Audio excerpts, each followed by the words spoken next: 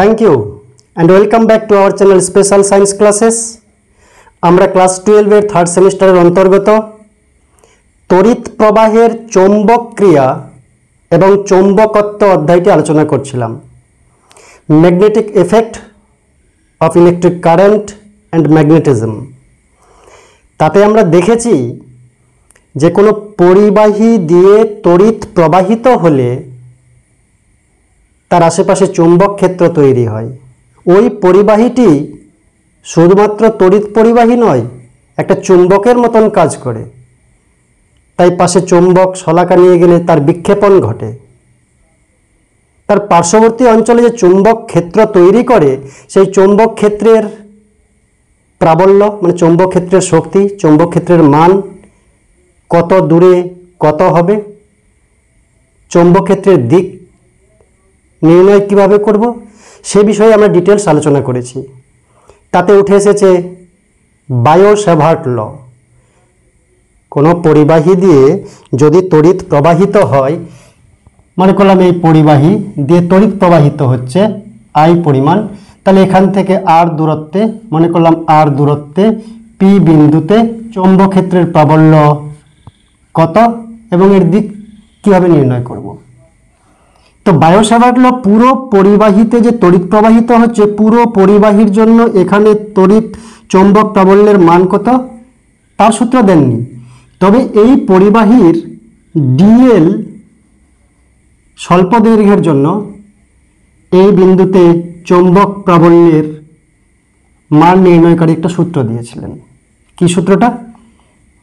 DB equals to μ0 divided by 4 pi I dl cross r divided by r cube। মনে আছে? নিশ্চয়ই মনে আছে। স্কেলার রূপ যদি লিখি তাহলে সোজা হবে μ0 by 4 pi I dl sin theta divided by r square। যে সূত্র প্রয়োগ করে আমরা এই যে লিখেছি বায়ো-স্যাভার্ট সূত্র প্রয়োগ করে একটা infinitely long straight current wire তড়িৎ পরিবহনকারী একটি অসীম ঋজু পরিবাহীর জন্য আর দূরত্বে পি বিন্দুতে চৌম্বক ক্ষেত্র প্রাবল্যের মান কত নির্ণয় করেছিলাম। তাতে এখানে ক্ষেত্র প্রাবল্যের অভিমুখ কি ছিল? আমরা বলেছিলাম যে ডান হাতের মুষ্টি নিয়ম প্রয়োগ করে আমরা বি এর দিক নির্ণয় করতে পারি। এখান থেকে তো বি এর ম্যাগনিটিউড পেয়ে যাব। কিভাবে? যদি বি চাই তাহলে আমরা এই ডিবিকে ইন্টিগ্রেশন করব, এটাকে ইন্টিগ্রেশন করব, তাহলে আমরা পেয়ে যাব বি এর মান। কিন্তু দিক কিভাবে পাবো? বলেছিলাম যে ডান হাতের মুষ্টি নিয়ম। ডান হাতটাকে এমনভাবে মুষ্টি করব যে বুড়া আঙুলটা, বৃদ্ধাঙ্গুলিটা এই পরিবাহী তারের যেদিকে তড়িৎ প্রবাহিত হচ্ছে, তড়িৎ প্রবাহের অভিমুখে বুড়া আঙুল থাকবে। তাহলে বাকি আঙুলগুলো কার্ল করলে কোনো বিন্দুতে যে অভিমুখ নির্দেশ করে বাকি আঙুলগুলা, সেটা হচ্ছে চৌম্বক প্রাবল্যের অভিমুখ।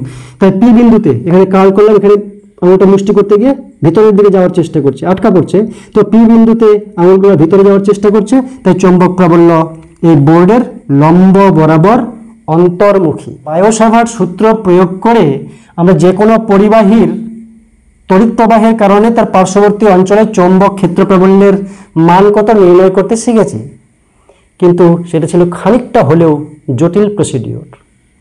তাই একটা সহজ এবং সরল সূত্র বিজ্ঞানী অ্যাম্পিয়ার যে সূত্রটা দিয়েছেন, অ্যাম্পিয়ার সার্কিটাল ল, অ্যাম্পিয়ারের বদ্ধপথ সূত্র, চৌম্বক ক্ষেত্রের যে কোনো বদ্ধপথ বরাবর ওই চৌম্বক ক্ষেত্রের যদি রৈখিক সমাকল করি, তবে সেটা বদ্ধপথ দ্বারা পরিবেষ্টিত তড়িৎ প্রবাহ মাত্রার μ0 গুণ এই যে তড়িৎ চৌম্বক ক্ষেত্র প্রাবল্য বি এর সঙ্গে রৈখিক সমাকলন, বদ্ধপথ, তাই বদ্ধ চিহ্ন দিলাম, ইজুক্যাল টু কি হবে? μ0 I। মানে একটু সহজ করে যদি ধরি যে এদিক দিয়ে কারেন্ট যাচ্ছে, আই কারেন্ট যাচ্ছে, এখান থেকে আর বিন্দু দূরে পি বিন্দুতে বি এর মান কত? অন্তর্মুখী হবে, এখানে বি এর মান কত? আমরা এই সূত্র প্রয়োগ করেও করতে পারি, কিন্তু খানিকটা জটিল। আর অ্যাম্পিয়ারের বদ্ধপথ সূত্র অত্যন্ত সহজ। কি বলেছেন যে এই বিন্দুতে যদি আমাদের বি এর মান বার করতে হয়, তাহলে এই বিন্দু দিয়ে একটা অ্যাম্পিয়ারের বদ্ধপথ আমরা কল্পনা করব। ওই গাউসিয়ানের যে বদ্ধ তল ছিল ঠিক সেরকম বদ্ধপথ আমরা কল্পনা করব। তাহলে বদ্ধপথ তার যদি এখানে ডিএল পরিমাণ নিই, ছোট্ট সেগমেন্ট ডিএল, তো ডিএল এর কারেন্টটা এই বরাবর যাচ্ছে, কারেন্টটা এই বরাবর যাচ্ছে, এটা হচ্ছে অন্তর্মুখী। তাহলে এখানেও ডিএল এর দিক হচ্ছে ভিতরের দিক, আগাতে পারছি না ভিতরের দিক। তাহলে বি এর অভিমুখ আর ডিএল এর অভিমুখ একই দিকে।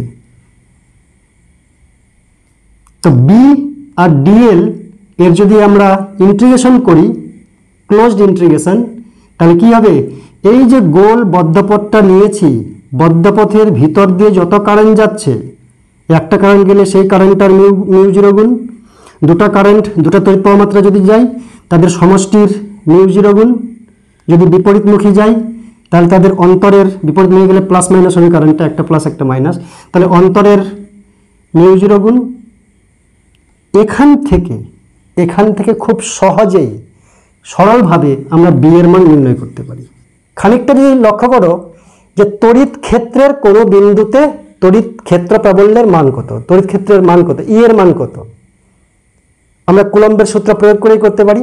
যে তড়িৎ ক্ষেত্রের কোনো বিন্দুতে একটা একক ধনাত্মক আধান নিয়ে যাব, তাহলে যে পরিমাণ বল অনুভব করবে সেটা তড়িৎ ক্ষেত্র প্রাবল্য ওই বিন্দুর। কুলম্বের সূত্র থেকে আমরা নির্ণয় করতে পারতাম, কুলম্বের সূত্র ফান্ডামেন্টাল ল।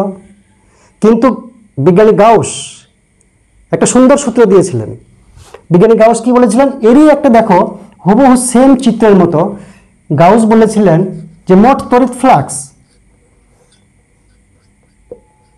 ই ডট ডিএস এই মানটার কিছুই না, ওই আবদ্ধ তলের ভিতরে যে পরিমাণ আধান রয়েছে তার 1/ε গুণ, এই আধানের 1/ε গুণ হচ্ছে এই তড়িৎ ফ্লাক্সের মান।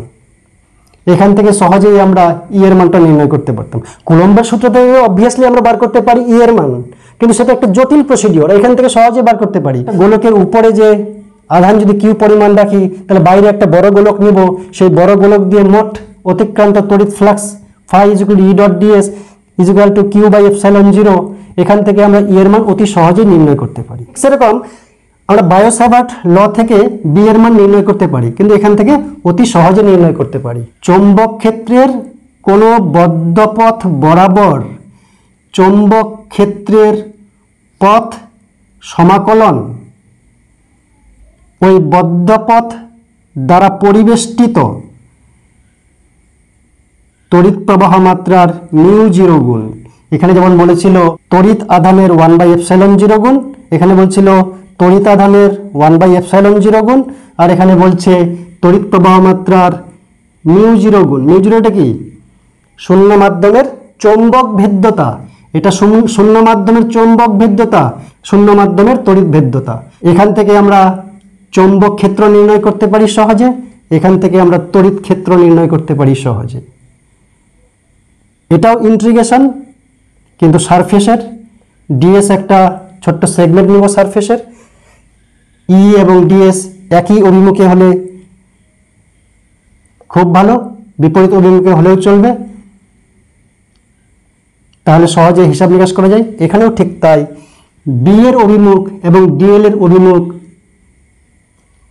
প্যারালাল হতে হবে, তাহলে অতি সহজ। সর্বক্ষেত্রেই প্রযোজ্য, কিন্তু আমরা যেটা সহজে হিসাব নিকাশ করতে পারবো কোন ক্ষেত্রে এটা সহজতর হবে। এক নম্বর হচ্ছে বি এবং ডিএল সমান্তরাল যদি হয়, যেমন এখানে সমান্তরাল, এবং বি কনস্ট্যান্ট, বি সুষম এবং ধ্রুবক। এবং চিন্তা করব যে অ্যাম্পিয়ার্স যে পাথ নিব আমরা ক্লোজড পাথ, সেটাই কারেন্টের অ্যাবাউটে যাতে সুষম থাকে। এই সূত্র প্রয়োগ করে আমরা একটা ইনফাইনাইটলি লং ওয়্যারের আর দূরত্বে বি এর মান কত সেটা নির্ণয় করব, যেটা আমরা বায়োসেভার থেকে পেয়েছিলাম।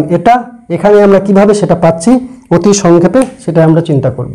এদিক দিয়ে কারেন্ট যাচ্ছে, এই দূরে আমি আর দূরে চৌম্বক প্রাবল্য নির্ণয় করব। তো এখানে একটা আমরা কি করলাম, সার্কেল ড্র করলাম, ইমাজিনারি সার্কেল। দেখো সার্কেলটা এই কারেন্টের সঙ্গে পারপেন্ডিকুলার রয়েছে। তো এটা যদি কারেন্ট হয়, এই বিন্দুতে চৌম্বক ক্ষেত্র প্রাবল্যের অভিমুখ কি? আমি এই বরাবর বুড়ো আঙুল ধরবো, ডান হাতের আঙুলটাকে কার্ল করছি, তো ভিতরে যাচ্ছে। আর এই যে সার্কেলটা রয়েছে এই জায়গায় ডিএল এর অভিমুখ কি, দৈর্ঘ্যের অভিমুখ কি, ছোট্ট ডিএল যদি নিই সেটাও ভিতরে। আর এখানে ডান হাতের মুষ্টি নিয়ম ধরলে বি এর মানও ভিতরে। একই দিকে যেখানেই ধরবো না কেন বি এবং ডিএল একই অভিমুখে হবে। তাই যদি হয় তাহলে এই ডিএল এর জন্য path integration B dot DL equal to কী হবে, এর বদ্ধপথে পরিবেষ্টিত কারেন্টের মান কত, আই, তো মিউ 0 আই। এবার বি ধ্রুবক, কারণ সব জায়গা থেকে আর দূরত্ব রয়েছে, সার্কেল যেহেতু এটা সেন্টারে রয়েছে, তো বি ধ্রুবক। এবং বি আর ডিএল এর, এখানে যদি ডিএল নিই তো ডিএল যেদিকে হবে বি এর অভিমুখ সেদিকেই হবে। তো প্রত্যেকটা জায়গায় এটা যদি ইন্টিগ্রেশন করি বি ধ্রুবক বলে, আচ্ছা এটাকে আমি লিখে দিই B DL cos 0 degree dot পর একটা কস আছে মিউ 0 আই, বিকে বাইরে নিয়ে আসলাম কস 0 1 হলো, তাহলে B dl equal to mu 0 I. Dl এর মান কত, এই ডিএল এই ডিএল এই ডিএল এই ডিএল, প্রত্যেকটা ডিএল যদি আমি যোগ করি কি আসবে, এই বৃত্তের পরিধি আসবে, তাই তো বৃত্তের পরিধিটা আসবে, বৃত্তের পরিধি 2 পাই আর, তাহলে ডিএল এর মান হবে 2 পাই আর ইন্টিগ্রেশন করলে, ডিএল ইন্টিগ্রেশন করলে কি দাঁড়াবে 2 পাই আর। এখানে কি পাচ্ছি, বি এর মান দরকার, তো তাহলে B equal to mu 0 I divide by 2 pi r. দেখো ওটার সঙ্গে ম্যাচিং হয়েছে, একটু আলাদা লাগছে, একটু যদি আলাদা লাগে তাহলে এটাকে আমি লিখতে পারি মিউ 0 বাই 4 পাই, নিচে 2 দিয়ে গুণ করলাম, তাহলে উপরে 2 দিয়ে গুণ করলাম। এবার আমরা আলোচনা করব সলিনয়েড। তড়িৎ পরিবাহী সলিনয়েডের জন্য সলিনয়েডের অক্ষের কোনো বিন্দুতে চৌম্বক প্রাবল্যের মান কত।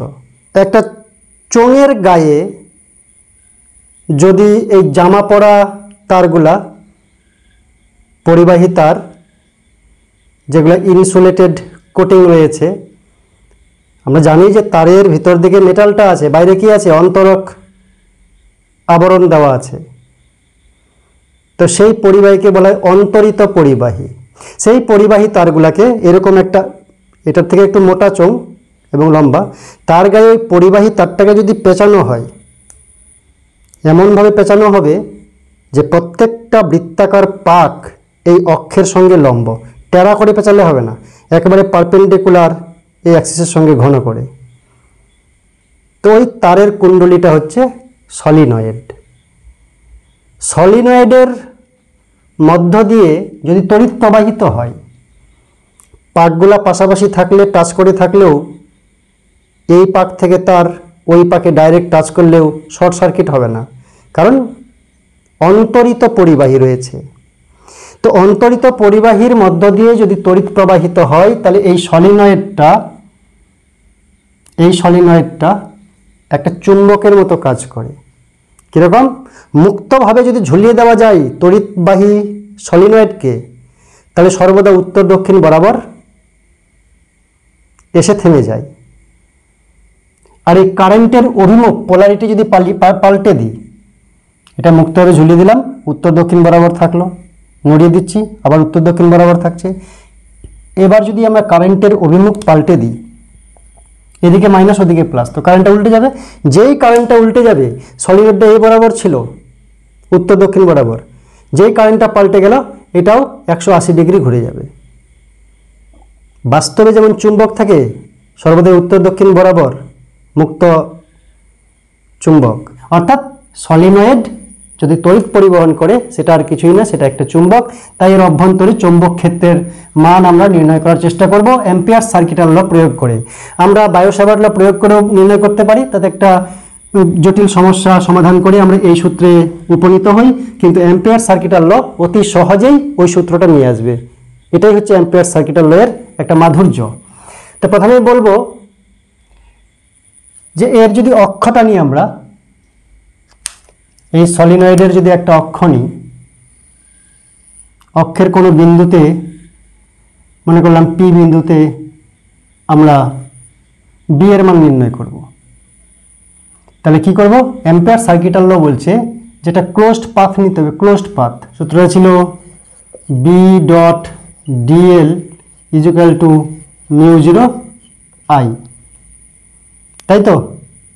তো বি আর ডিএলটা কি নিতে হবে, হয় এরা সমান্তরাল থাকবে না হলে পারপেন্ডিকুলার থাকবে। পারপেন্ডিকুলার থাকলে cos 90 0, আর সমান্তরাল থাকলে বি ডিএল cos 0 মানে 1, তাহলে সুবিধা হবে আমাদের।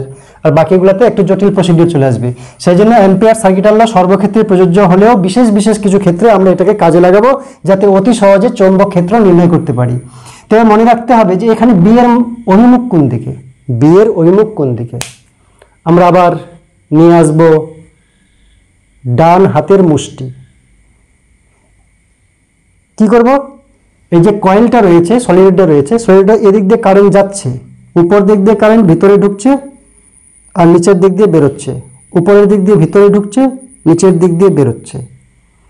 তাহলে পি বিন্দুতে চৌম্বক ক্ষেত্র প্রাবল্যের অভিমুখ কোন দিকে হবে। আমরা যেমন কারেন্ট মনে করলাম এই অংশটার জন্য, উপরের অংশটার জন্য কারেন্ট ঢুকছে, কারেন্ট কি হচ্ছে, ভিতরে ঢুকছে, এই বোর্ডের পারপেন্ডিকুলার ভিতরে। ক্যাপটা যদি কারেন্টের অভিমুখ হয় তাহলে এখানে ভিতরে যাচ্ছে, কারণ রিংটা এরকম রয়েছে, প্রত্যেকটা কিন্তু একটা সার্কেলের মতন কাছাকাছি এমন রয়েছে। তাহলে এই জায়গায় কারেন্টটা ভিতরে ঢুকছে, তাহলে ভিতরে কারেন্ট ঢুকলো, বুড়া আঙুলটা কারেন্টের অভিমুখে রাখতে হয়, বুড়া আঙুল কারেন্টের অভিমুখে রাখলাম। এই বিন্দুতে সেন্টারে চৌম্বক প্রাবল্য কত, তো বুড়া আঙুলটা, বাকি আঙুলগুলো দেখো আমার দিকে আসছে, তাহলে এই অংশটার জন্য চৌম্বক প্রাবল্য এইদিকে। এবার নিচের অংশটা মনে করলাম এদিক থেকে ঘুরে এখানে কারেন্টটা বাইরে বেরোচ্ছে। রিং তো উপরে যদি ভিতরে ঢুকে কারেন্ট, নিচ দিয়ে বাইরে বেরোবে, বোর্ডের সঙ্গে পারপেন্ডিকুলার রয়েছে রিংগুলা, তো নিচ দিয়ে বাইরে বেরোচ্ছে। তো বাইরে যদি বার হয় তো বুড়া আঙুল বাইরে রাখো, বাকি আঙুলগুলো কার্ল করো, তাহলে সেন্টারে এই যে রিংটা আছে, সেন্টারে আঙুলগুলো কোন দিকে আসছে, আমার দিকে, তো নিচেরটার জন্য এই দিকেই হচ্ছে বি এর মান। এবার যদি রিং তো তাহলে উপর নিচ দেখলে তো হবে না, সাইডটা যদি দেখি, সাইডে কারেন্টটা কী দিয়ে যাচ্ছে, উপরের দিকে, কারেন্টের উপরের দিকে, এই যে রিং ঘুরছে এদিকেই কারেন্ট ঘুরছে, তো সাইডে উপরে উঠছে, তো উপরের দিকে রাখলাম, বাকি আঙুলগুলো কার্ল করলাম সেন্টারে, তাও আমার দিকে। অর্থাৎ প্রতিটা জায়গার জন্য চৌম্বক ক্ষেত্র প্রাবল্য হচ্ছে এইদিকে। সলিনয়েডের ক্ষেত্রে দেখা যায় যে এর যে চৌম্বক বলরেখাগুলা তৈরি হয় ভিতরের দিকে একেবারে ঘন ঘন,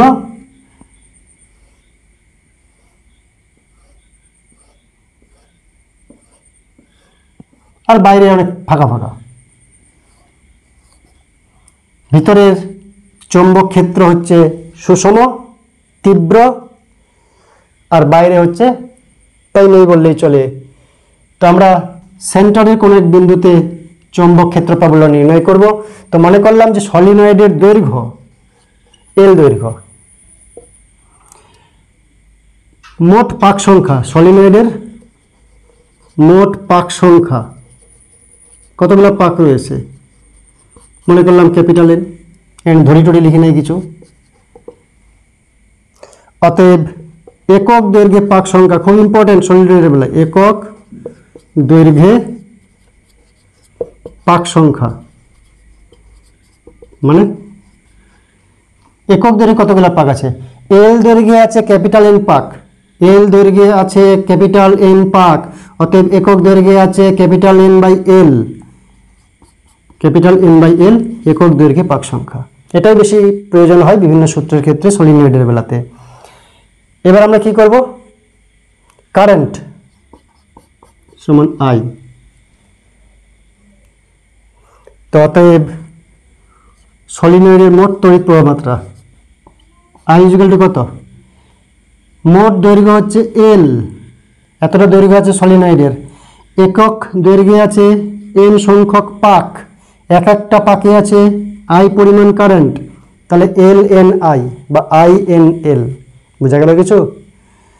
একক দৈর্ঘ্যে পাক সংখ্যা হচ্ছে এন, একক দৈর্ঘ্যে যেহেতু ঘন ঘন নিয়েছে কিনা আমরা পাকগুলা সলিনয়েডের, তাহলে একক দৈর্ঘ্যে পাক সংখ্যা এন, তাহলে এল দৈর্ঘ্যে পাক সংখ্যা এন এল, একটা পাকে আই কারেন্ট, তাহলে এন এল পাকে এন এল আই কারেন্ট, তাহলে মোট কারেন্ট হচ্ছে এন এল আই বা এল এন আই। তাহলে আমরা এইখানে যদি চলে আসি, integration B dot dl equal to mu zero, I এর মান হচ্ছে এল এন আই। আর এই যে পাথ ইন্টিগ্রেশন করব সেটা একেবারে এখানে মনে করলাম এ বি সি ডি, এই মোট পাথকে আমরা ইন্টিগ্রেশন করব, ক্লোজড পাথ, এই যে ক্লোজ চিহ্ন আছে, তাহলে এটাকে এবিসিডি লিখলাম, এ বি সি ডি। তাহলে এবিসিডি যদি করি এটাকে পার্ট পার্ট করি, আগে ইন্টিগ্রেশন এই লাইনটা এ থেকে বি, এবার ক্লোজ চিহ্ন দেবো না, টুকরা টুকরা করে করছি, যোগ ইন্টিগ্রেশন বি থেকে সি, সি থেকে ডি, যোগ ইন্টিগ্রেশন ডি থেকে A, mu zero L N I. এবার যদি ভালো করে লক্ষ্য করো, কি লক্ষ্য করবো ভালো করে, এ থেকে বি পর্যন্তই, এ থেকে বি পর্যন্তই এবির জন্যই বি আর এল হচ্ছে একই অভিমুখী, বি এবং ডিএল সমান্তরাল বা একই দিকে। আর এটার জন্য বি এই দিকে এল এই দিকে, এই টুকরাটা বিসির জন্য, বিসির জন্য তাহলে কোন কথা হচ্ছে 90 ডিগ্রি, বি এই দিকে আর এলটা এই টুকরাটার জন্য উপরের দিকে, তাহলে বলতে পারি বিসি পারপেন্ডিকুলার বি, এবং এই টুকরার জন্য ডিএ, ডিএ এটাও পারপেন্ডিকুলার অফ বি। দেখো বি এই দিকে আর ডিএ নিচের দিকে, পথের সঙ্গে চৌম্বক ক্ষেত্র প্রবল পারপেন্ডিকুলার। আর বাইরে যে সিডি, সিডির জন্য বি নিয়ারলি অ্যাবাউট জিরো। কেন? তার কারণ বলেছিলাম যে সলিনয়েডের অভ্যন্তরে এক্সিস বা অ্যাক্সিসের কাছাকাছি চৌম্বক ক্ষেত্র প্রাবল্য হচ্ছে অনেক শক্তিশালী এবং সুষম, আর বাইরে চৌম্বক প্রাবল্য অতি নগণ্য এর তুলনায়, তাই বাইরে বি এর মানটা জিরো ধরতে পারি। তাহলে এইটা টিকবে এ থেকে বি পর্যন্ত, যেহেতু parallel. B dot dl, BC, BC তো লম্ব, তাহলে বি আর ডিএল লম্ব এখানে, তা বি ডিএল cos 90। সি থেকে ডি, সি থেকে ডি, বি এর মানটাই জিরো, তো এটাও জিরো হয়ে যাচ্ছে, বি এর মান জিরো। আর এ থেকে ডি, ডি থেকে এ, ডি থেকে এ, বি আর ডিএল পারপেন্ডিকুলার, তাহলে এটা টিকছে, এই দুটোতে এমনি জিরো জিরো হয়ে কেটে যাচ্ছে, জিরো জিরো হয়ে যাচ্ছে। আর এটাতে বি এর মান জিরো, তাই এটাও জিরো হয়ে যাচ্ছে। তাহলে বাচ্চা কি বাচ্চা আমাদের শুধুমাত্র, অতএব integration A to B B dot dl equal to mu zero N I L, N I L. এবার বি, এখানে প্রতি জায়গাতে বি এর একটা ধ্রুবক মান, তাই বি চলে আসলো বাইরে, integration A to B dl equal to mu zero N I L. Dl, এই যে ডিএল নিয়েছে এখানে আমরা ছোট্ট করে, এই ডিএলটা যদি ইন্টিগ্রেশন করি এ থেকে বি, তো কি আসবে, এল এই দৈর্ঘ্যটাই আসবে, সলিনয়েড দৈর্ঘ্যই আসবে, তারের দৈর্ঘ্য আসবে না। কিন্তু এখানে তার পেঁচে রেখেছি আমি 100 মিটার, ওটার না, এইখানকার দৈর্ঘ্যটা, স্প্রিংয়ের দৈর্ঘ্যটা, সলিনয়েড দৈর্ঘ্যটা, তো ওটাই আসবে। এটাকে ইন্টিগ্রেশন করলে এল হয় শুধু, B L equal to mu zero N I L, L L কেটে গেল, তাহলে B equal to mu zero N I. এইভাবে সব টার্মকে আউট করে একটাই টার্ম বাঁচবে শুধু। এবার আলোচ্য বিষয়, চৌম্বক ক্ষেত্রে যদি গতিশীল কোনো আধান, গতিশীল কোনো চার্জ বা তড়িৎগ্রস্ত কণা রাখা যায়, তাহলে তার উপরে চৌম্বক ক্ষেত্র একটা বল প্রয়োগ করে। পরিবাহী তার আছে, আই কারেন্ট যাচ্ছে, আই কারেন্ট গেলে এই বিন্দুতে মনে করলাম একটা চার্জ আছে, কিউ চার্জ, এখানে একটা কিউ চার্জ আছে স্থির।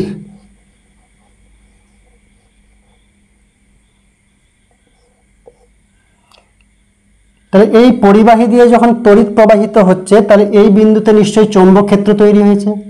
এই বিন্দুতে চৌম্বক ক্ষেত্রের অভিমুখ কি? এই বোর্ডের লম্ব বরাবর, বোর্ডের তলার উপর লম্ব বরাবর অন্তর্মুখী। তো কিউ যদি স্থির থাকে তাহলে এখানে কোনো প্রভাব পড়বে না, কিউ আধানটা কোনো বল অনুভব করবে না। কিন্তু যদি পরিবাহী তার দিয়ে তড়িৎ প্রবাহিত হয়, আর এখানে যদি একটা আধান আমি কিউকে গতিশীল করি,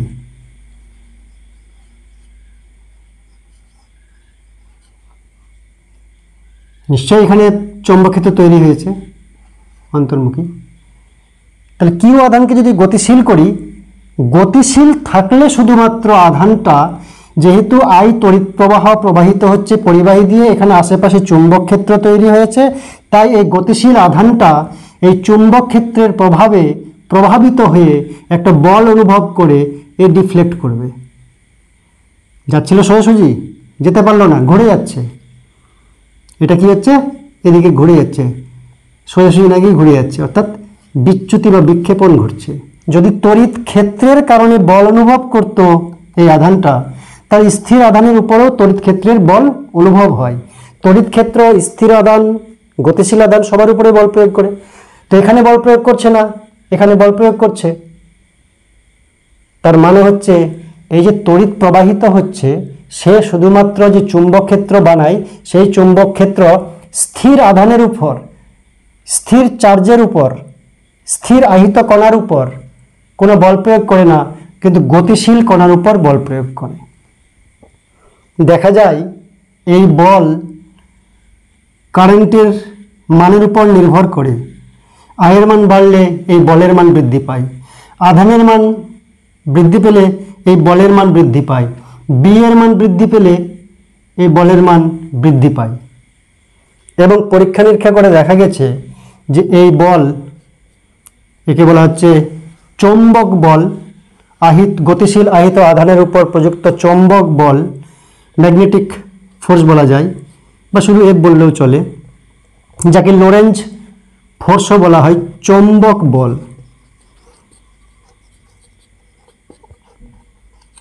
কার উপর? গতিশীল আধানের উপর। স্থির আধান হলে হবে না, আধান হতে হবে, যে কোনো কণা হলে হবে না। F equal to q into v cross B.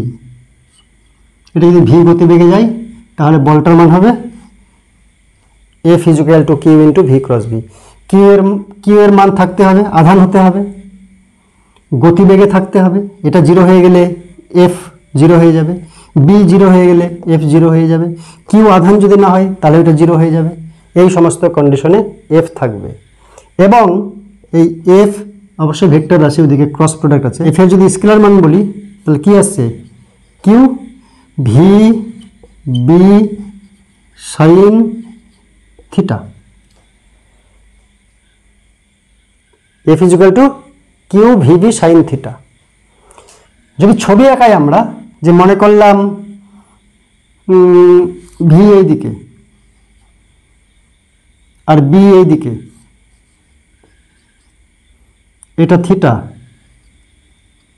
তাহলে এফ এর মান কোন দিকে? তাহলে এফ এর মান কোন দিকে? আমরা ক্রস প্রোডাক্টের বেলায় স্ক্রু নিয়ম অ্যাপ্লাই করতে পারি। কি নিয়ম? স্ক্রু যেমন ডান পাকের যে স্ক্রু, ডান দিক দিয়ে ঘোরালে টাইট হবে, ভিতরে ঢুকবে, বাম দিক দিয়ে ঘোরালে বাইরে বেরিয়ে যাবে, তাই তো? ডান দিক দিয়ে ঘোরালে টাইট হবে, আর বাম দিক দিয়ে ঘোরালে বাইরে বেরিয়ে যাবে। তো আমরা এই ডান পাকের স্ক্রুটা ঘোরাবো কোন দিক দিয়ে? ভি ক্রস বি, ভি থেকে বি এর দিকে। তো ভি থেকে বি এর দিকে ঘোরাবো, ভি থেকে বি এদিকে স্ক্রুটা এরকম আছে মনে করলাম, এবার ভি থেকে বি ঘোরাচ্ছি, তা লুজ হয়ে যাচ্ছে, বাইরে বেরিয়ে যাচ্ছে। তাই এখানে ফোর্সটা হবে perpendicular to the plane of the board outward, বহির্মুখী। ভি থেকে বি দিয়ে ঘোরালে খুলে মানে বাইরে বেরিয়ে আসছে স্ক্রুটা, তাই ফোর্সের অভিমুখ হবে বহির্মুখী এইদিকে। এবার যদি এটা ভি হয়ে যেত, এটা বি হয়ে যেত, এটা মনে করলাম ভি হয়ে গেছে, এটা মনে করলাম বি হয়ে গেছে, থিটাটা উপর থেকে নিচে ধরলাম এই বরাবর। তাহলে এবার কী হবে? ভি থেকে বি এর দিকে ঘোরাবো, তাহলে এটা মনে করি এখানে আছে। এবার ভি থেকে বি স্ক্রু নিয়ে টেস্ট করবে, তাহলে অসুবিধা হবে না, টাইট হচ্ছে, ভিতরে ঢুকছে। তাই ভি থেকে বি, ভি যদি এদিকে অভিমুখ হয়, বি যদি এদিকে হয়, তাহলে perpendicularly inward of the board the force will be experienced by the charge particle. Charge particle যেটা ফোর্স বুঝতে পারবে, অনুভব করবে, সেটা ভিতরের দিকে হবে।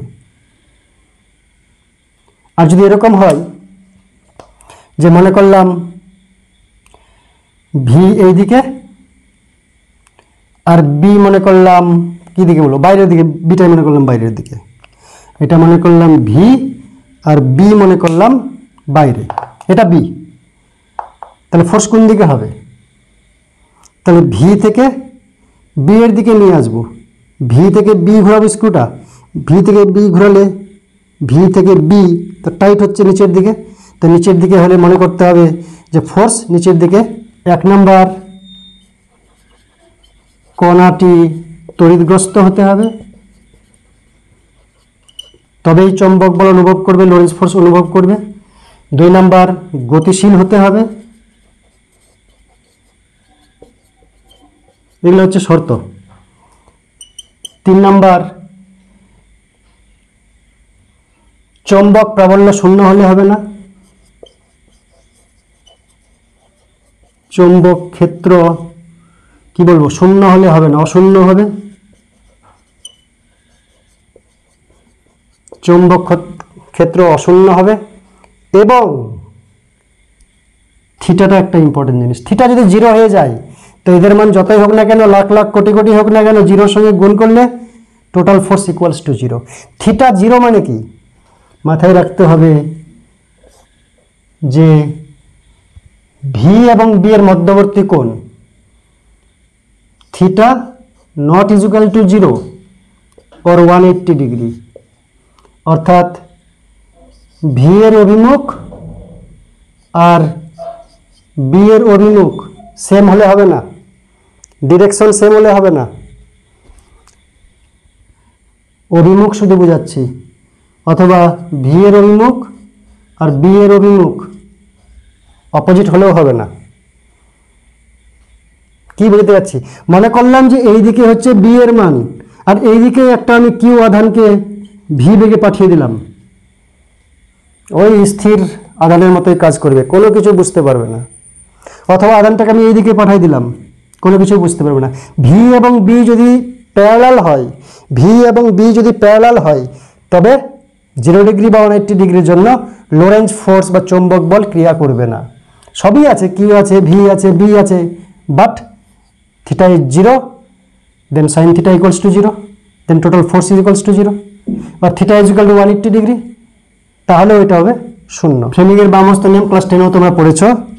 তো এই 3টা আঙুল বৃদ্ধাঙ্গুলি তর্জনীর মধ্যমাকে পরস্পরের সমকোণে প্রসারিত করতে হবে। এটার সঙ্গে এটা 90 ডিগ্রি, তার সঙ্গে এটা 90, প্রত্যেকটার সঙ্গে 90 ডিগ্রি। অ্যাকচুয়ালি 90 ডিগ্রি করতে গেলে এই বুড়া আঙুলটাকে কেটে আমার এখানে লাগাতে হতো, তো পরস্পর 90 ডিগ্রি হতো, কিন্তু বুড়া আঙুলটা এদিকে আছে। যাই হোক, যদি পরস্পর 90 ডিগ্রি প্রসারিত করি এবং তর্জনী যদি চৌম্বক ক্ষেত্রের দিক নির্দেশ করে, মধ্যমা যদি আধানের গতি নির্দেশ করে, তো বুড়া আঙুল যেদিকে আছে সেদিকে ফোর্সটা অনুভব হবে। যে এদিকে মনে করলাম ভি, এদিকে মনে করলাম বি, তাহলে ফোর্সটা কোন দিকে হবে? ভি এবং বি। তাহলে তর্জনী চৌম্বক ক্ষেত্রের দিক, তর্জনী নিচে চৌম্বক ক্ষেত্রের দিক, আর মধ্যমা তড়িৎ প্রবাহের দিক মধ্যমা তড়িৎ প্রবাহের দিক, এদিকে আধান আসছে, আধানের গতিবেগ, আধানের দিক। তর্জনীটা সবসময় থাকবে চৌম্বক প্রবাহের দিকে, নিচের দিকে, মধ্যমাটা থাকবে আধানের প্রবাহের দিকে। তাহলে বৃদ্ধাঙ্গুলি যেদিকে থাকবে আধানটা সেই দিকে লোরেন্জ ফোর্স বা চৌম্বক বল অনুভব করবে। তো বুড়ো আঙুলটা কি হচ্ছে, ভিতরে ঢোকার চেষ্টা করছি, তো ভিতরমুখী। এবার যদি ডান হাতের স্ক্রু নিয়ম দেখি তো ভিতরমুখী হচ্ছে কিনা দেখো। ভি থেকে বিতে আনো, এই যে ভি থেকে বি, তো ভি থেকে বি মানে ভি থেকে বি, ভি থেকে বি এর দিকে ঘোরাবো, তো ভিতরে টাইট হচ্ছে ভিতরের দিকে। তো ডান হাতের যে স্ক্রু, স্ক্রু নিয়মও বলছে ভিতরের দিকে, আর ফ্লেমিংয়ের বাম হস্ত নিয়মও বলছে ভিতরের দিকে। তাই যে কোনো দুটো নিয়ম প্রয়োগ করলেই হবে। তবে এটার চাইতে ওই স্ক্রু নিয়মটা অতি সহজ, তার অভিমুখ আমরা নির্ণয় করতে পারি। মনে রাখতে হবে F is perpendicular to V, F is perpendicular to B. আর যদি এরকম থাকে একই তলের মধ্যে ভিবি আছে, তাহলে এই তলের সঙ্গে ভি ক্রস বি, ভি থেকে বি এর দিকে ঘোরাচ্ছি, তাহলে নিচের দিকে হবে ফোর্সের অভিমুখ। যে তলে ভি এবং বি আছে সেই তলের সঙ্গে পারপেন্ডিকুলার হবে ফোর্সের অভিমুখ, ইনওয়ার্ড আর আউটওয়ার্ড। আমরা জানি যদি তড়িৎ ক্ষেত্রের মান হয় ই, আর ওইখানে যদি আধান থাকে কিউ, তাহলে আধানটা যে বল অনুভব করবে সেটা হচ্ছে কিউই। ধনাত্মক আধান যদি রাখি সে ই এর অভিমুখে ধাবিত হওয়ার চেষ্টা করবে। আচ্ছা, এটা যদি ছবি আঁকায় পারপেন্ডিকুলারলি যদি নিই আমরা, এদিকে এক্স অক্ষ নিলাম, এদিকে আমরা ওয়াই অক্ষ নিলাম, এটা মনে করলাম ও, এখানে একটা প্লাস কিউ আধান রেখেছি, সে ভি বেগে এইদিকে যাচ্ছে মনে করলাম। এইদিকে ভি গতিবেগে আধানটা যাচ্ছে জিরো বিন্দুতে, ফার্স্টে ছিল টি ইজুকাল টু জিরোতে, টি ইজুকাল টু জিরোতে, কিউ ও বিন্দুতে ছিল, ও বিন্দুতে অবস্থান। এবার টি ইজুকাল টু টিতে যদি তড়িৎ ক্ষেত্র না থাকতো, ভি গতিবেগে যদি যেত, তড়িৎ ক্ষেত্র যদি না থাকতো, আধানটা ভি গতিবেগে এদিকে যাচ্ছে, তো টি সময় পরে কোথায় পৌঁছাতো, মনে করলাম পি বিন্দুতে পৌঁছাতো, তো এটা কত হতো, ভিটি, এক্স ইজুকাল টু ভিটি। ই এর অনুপস্থিতিতে নির্ণয় করতে চাচ্ছি যে পারপেন্ডিকুলারলি যদি সুষম তড়িৎ ক্ষেত্র থাকে তাহলে কিউ আধানটা কতটা ডিফ্লেক্ট হবে তার মেন গতিপথ থেকে। ইর অনুপস্থিতিতে এক্স ইজুকাল টু ভিটি, যদি ই না থাকতো তাহলে ভিটি এখানে পৌঁছাতো আধানটা, কিন্তু যেহেতু আমাদের ই রয়েছে সেই জন্য আধানটা কিউ ই ফোর্স অনুভব করছে উপরের দিকে, তার ত্বরণ কত উপরের দিকে, অতএব ওয়াই বরাবর ত্বরণ এই বলটার জন্য force by mass q E by m, মনে করলাম আধানটার ভর হচ্ছে এম, দেখা দরকার ছিল ওটা উপরে, আধানটার ভর হচ্ছে এম। তাহলে এটা যদি ত্বরণ হয়, অতএব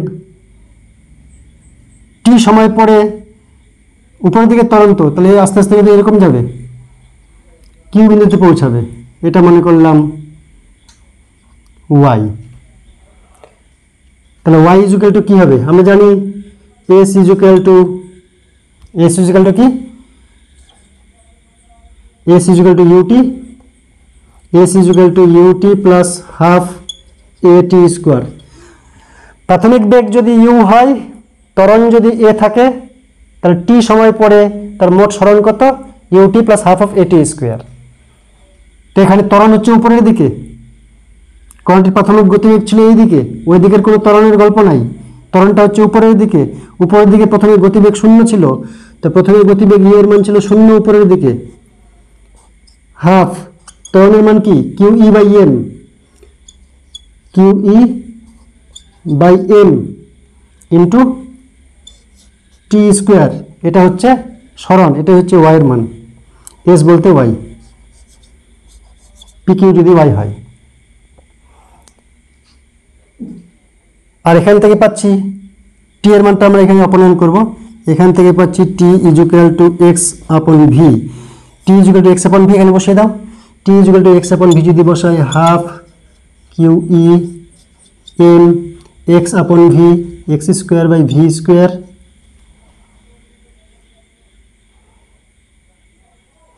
এবার ভি এর মানটা স্থির, যেহেতু এদিকে কোনো বল প্রয়োগ করছে না, ভি এর মান স্থির, কিউ ই স্থির, এম স্থির, তাহলে y proportional to x square. তার মানে কি অধিবৃত্তের সঞ্চার পথ হচ্ছে যদি পারপেন্ডিকুলার ইলেকট্রিক ফিল্ড কাজ করে আর কোনো আধানকে ভি গতিবেগে ছুড়ে দেওয়া যায়, তাহলে সেটা অধিবৃত্তের সঞ্চার পথ অর্জন করে। সাইক্লোট্রন এমন একটি যন্ত্র যে আধানকে সর্বোচ্চ গতি দিতে পারে, সর্বোচ্চ গতিশক্তির অধিকারী করতে পারে। সাইক্লোট্রন এমন একটা যন্ত্র যে যন্ত্রে তড়িৎ ক্ষেত্র এবং চৌম্বক ক্ষেত্রকে পরস্পরের লম্বভাবে রেখে একটা আহিত কণাকে এমনভাবে চালনা করা হয় যে আহিত কণাটা সর্বোচ্চ গতিশক্তি লাভ করতে পারে বা সর্বোচ্চ গতিবেগ লাভ করতে পারে। তো সেই যন্ত্রটা হচ্ছে সাইক্লোট্রন। নিউক্লিয়ার যে রিয়াকশন রয়েছে সেখানে আহিত কণাকে নিউক্লিয়াস অবধি পৌঁছাতে হয়, গতিশক্তি ভালো দরকার। অথবা সলিডের ভিতরে কোনো আধানকে যদি নিয়ে যেতে হয়, তো সেক্ষেত্রে অনেক সময় দেখা যায় যে আধানের উচ্চ গতিবেগ দরকার। তো উচ্চ গতিবেগ আমরা তড়িৎ শক্তি আধানের গতিবেগকে ত্বরান্বিত করতে পারে আমরা জানি, কারণ কোনো আধানকে যদি আমরা ই তড়িৎ ক্ষেত্রে রাখি তাহলে আধানটার উপর প্রযুক্ত বল হচ্ছে F equal to q E. তড়িৎ ক্ষেত্র যেদিকে হবে প্লাস কিউ আধান সেই দিকে ধাবিত হবে। তো বল প্রয়োগ হচ্ছে, তার বেগ আস্তে আস্তে বাড়বে। ত্বরণ কত? যদি আধানটার ভর এম হয় তাহলে ত্বরণ হচ্ছে বল বাই ভর, এটা হচ্ছে ত্বরণ। তো ত্বরণ যার আছে তার গতিবেগ বৃদ্ধি রয়েছে। তো গতিবেগ যদি বৃদ্ধি হয়, আমরা ফাইনাল গতিবেগ বা চূড়ান্ত গতিবেগের ফর্মুলা কি জানি? V square is equal to u square plus 2as। U যদি প্রথমে জিরো থাকে বা কিছু একটা থাকে, জিরো মনে করলাম, জিরো দিয়ে শুরু করলাম, 2 বাই এম ইন্টু এস। তো ভিকে যদি অনেক বেশি হতে হয়, আচ্ছা ইউটা রেখে দিলাম বা না রেখে একেবারে এটা জাস্ট আলোচনা, যে প্রাথমিক গতিবেগ যেটা ছিল সেটা তো কনস্ট্যান্ট, তার সঙ্গে ত্বরণের কারণে তার গতিবেগ আস্তে আস্তে অ্যাড হবে। তো ভি এর মান যদি খুব বেশি চাই তাহলে এখানে 2 ধ্রুবক, কিউ ধ্রুবক, ই ধ্রুবক, এম ধ্রুবক, এস এর মানটা বেশি লাগবে। এস মানে কি? দূরত্ব, সরণটা বেশি লাগবে। তাহলে যদি আমরা উচ্চ গতিবেগের কোনো আধান চাই তাহলে অনেক বড় যন্ত্র লাগবে সরণটা বেশি হওয়ার জন্য। এবং তাতে যদি অনেক লম্বা দৈর্ঘ্যে যদি কোনো যন্ত্র প্রয়োজন হয়, তাতে দেখা যায় ই এর মানটা ঠিক রাখা যায় না। যত ই এর মান এদিকে যাবে, ই এর মান তত কমে যাবে। তো সেই কারণে শুধুমাত্র তড়িৎ ক্ষেত্র প্রয়োগে, মূল বক্তব্য হচ্ছে শুধুমাত্র তড়িৎ ক্ষেত্র প্রয়োগে আধানকে আমরা উচ্চ গতিবেগ সম্পন্ন করতে পারি না। তাহলে চৌম্বক ক্ষেত্র প্রয়োগ করব। কিন্তু চমৎকার কথা, চৌম্বক ক্ষেত্র আধানের গতিবেগ বাড়াতেই পারে না, এক ফোঁটাও বাড়াতে পারে না। কারণ কি জানি চৌম্বক ক্ষেত্রে ফোর্সটা কি? Q into v cross B. তো ফোর্সটা কোন দিকে অ্যাপ্লাই হয়? যেদিকে গতিবেগ থাকে তার সঙ্গে লম্ব হবে, বা বি এর সঙ্গেও লম্ব, ভি এর সঙ্গেও লম্ব। তো ভি যদি এদিকে হয় আর এফ যদি এদিকে আসে, এদিকে ভি এদিকে এফ, তো ত্বরণ তো এদিকে, এটাকে কি হেল্প করবে? এফ সার্কুলার পাথে ঘোরাতে পারে। তো তাতে কি করলো, সাইক্লোট্রন এমন একটা যন্ত্র করলো যেখানে সার্কুলার পথে ঘোরাবে আর গতিবেগ বাড়াবে। এ গতিবেগ বাড়াবে আর এ সার্কুলার পথে ঘোরাবে, আবার এ গতিবেগ বাড়াবে, এ সার্কুলার পথে ঘোরাবে। এরকম করতে করতে দুজনের সম্মিলিত প্রচেষ্টায় দেখা যাবে আধানটা সর্বোচ্চ গতিবেগ লাভ করে। এখানে তাই দেখা যায় যে এখানে চৌম্বক ক্ষেত্র প্রাবল্য মনে করলাম আউটওয়ার্ড, চৌম্বক ক্ষেত্র প্রাবল্য আউটওয়ার্ড। কি জিনিস এটা? এটা সাইক্লোট্রনের ছবি। দুটো ডিস্ক থাকে, ভিতরে হলো, মাঝখানে একটু ফাঁপা, হাফ ডিস্ক, ভিতরে ফাঁপা, যার ভিতর দিয়ে আধানটা ঘুরবে। এখানে একটা সোর্স আছে। এবার কি করতে হবে? তড়িৎ ক্ষেত্র এই বরাবর ক্রিয়া করছে। একবার তড়িৎ ক্ষেত্র এই অভিমুখে, একবার তড়িৎ ক্ষেত্র এই অভিমুখে। তড়িৎ ক্ষেত্র পরিবর্তন হয় ফ্রিকোয়েন্সির সঙ্গে। এখানে এসি সোর্স লাগানো আছে হাই ভোল্টেজের, হাই ফ্রিকোয়েন্সির। এখানে যদি একটা আধান রাখি কিউ প্লাস আধান, সে কী করবে? তড়িৎ ক্ষেত্রের দিকে ধাবিত হবে। যেই ভিতরে ঢুকে গেল, এইটুকুন ডিস্টেন্সের জন্য তার উপর বল প্রযুক্ত হবে কিউ ই। বল প্রযুক্ত হলে তার গতিবেগ বৃদ্ধি পাবে। এবার ঢুকে যাওয়ার পরে এটা হচ্ছে মেটালিক, পরিবাহী হলো স্ফিয়ার। পরিবাহী যদি থাকে, এর ভিতরে যে হলো জায়গাটা রয়েছে তার ভিতরে কোনো তড়িৎ ক্ষেত্র ক্রিয়া করে না। তো যখনই আধানটা ভিতরে ঢুকবে আর তড়িৎ ক্ষেত্র ক্রিয়া করবে না। তড়িৎ ক্ষেত্র যদি ক্রিয়া না করে, কে ক্রিয়া করবে? Magnetic field, magnetic force. Magnetic force কী করবে? ওটাকে ঘোরাতে সাহায্য করবে। তাই যেই ভিতরে ঢুকলো ঘুরে গেল, যেই এখানে আসলো মানে গ্যাপে বেরোচ্ছে আর কি ভিতর থেকে, ইলেকট্রিক ফিল্ড পাল্টে গেছে। এখানে এসি কারেন্ট দিয়েছি তো ফিল্ড পাল্টাপাল্টি করবে, তো এদিকে ফিল্ড হয়ে গেছে। তাই এই ফিল্ডের জন্য এখান থেকে আবার এই বরাবর আসবে ত্বরণ নিয়ে, বেগ বেড়ে গেল। যেই বেগ বেড়ে গেল, সে আবার এই ভিতরে ঢুকবে। ভিতরে ঢোকার সময় তড়িৎ ক্ষেত্র কাজ করবে না, তড়িৎ ক্ষেত্র শূন্য ভিতরে। তখন কী করে? ম্যাগনেটিক ফিল্ড তাকে ঘুরিয়ে দেবে। আবার এখানে আসলো, আবার তড়িৎ ক্ষেত্র এই বরাবর হয়ে গেছে, তখন আবার দিকে স্পিড বাড়বে। এই করতে করতে সার্কুলার পথে ঘুরতে ঘুরতে একসময় এখান থেকে তীব্র গতিবেগে আধানটা বেরিয়ে যাবে। এই হচ্ছে সাইক্লোট্রনের মুখ্য বিষয়। তো আমাদের এখানে কী বার করতে হবে? ফ্রিকোয়েন্সিটার মান কত। তো মনে রাখতে হবে, এরা যেহেতু পারপেন্ডিকুলার, তাহলে এফ এক্ষেত্রে হচ্ছে কিউ ভি বি। এই এফটা কী করে? গতিবেগ বাড়ায় না, কী করে? সার্কুলার পথে ঘুরতে সাহায্য করে, অভিকেন্দ্র বলের কাজ করে, যাকে বলা হয় M V square divide by R. মনে করলাম এর ডিস্কের লাস্ট পর্যন্ত সর্বোচ্চ রেডিয়াস হচ্ছে আর, তো এম ভি স্কোয়ার বাই আর। এখান থেকে আর এর মান যদি বার করি, যত বেগ বাড়বে আধানটার, যত বেগ বাড়বে তত রেডিয়াস বাড়বে। তাই আস্তে আস্তে বেগ বাড়ে, আস্তে আস্তে রেডিয়াস বাড়ে, আস্তে আস্তে বেগ বাড়ে, আস্তে আস্তে রেডিয়াস বাড়ে। রেডিয়াস নির্ভর করছে বেগের উপর, মাসের উপর, আর কিউ আর বি এর সঙ্গে ব্যস্তানুপাতে। তো কিউ তো ধ্রুবক, বিও ধ্রুবক, এই দুটো ধ্রুবক রেখেছি, এমটাও ধ্রুবক আছে। ভি বাড়বে আর বাড়বে, ভি বাড়বে আর বাড়বে। ভি কেন বাড়বে? এই গ্যাপিং আসলেই ভি বাড়বে।